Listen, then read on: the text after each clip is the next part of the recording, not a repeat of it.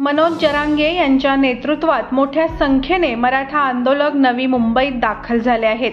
मराठा आरक्षण आंदोलनाचे ते चेहरा बनले आहेत। जालन्यातील अंतरवाली सराटीत 31 ऑगस्टला कुणबी नोंदीसाठी आंदोलन करणाऱ्या आंदोलकांवर लाठीचार्ज झाला आणि मनोज जरांगे यांचं नाव मोठ्या पातळीवर प्रकाश झोतात आलं। मनोज जरांगे यांनी सातत्याने हा विषय लावून धरत त्यांच्या मागण्या मान्य करून घेतल्या आहेत।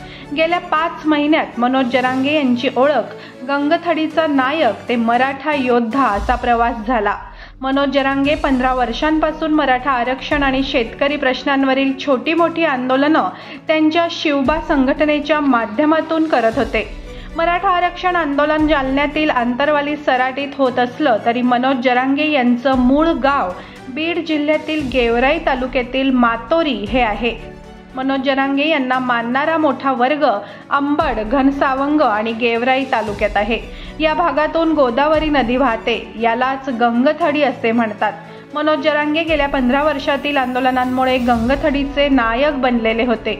मराठा आरक्षण आंदोलन उभारणी करताना त्यांनी 2 महिने गंगथडीच्या आजूबाजूच्या 123 गावांमध्ये सभा घेत शहागड येथे रास्ता रोको आंदोलन केलं होतं।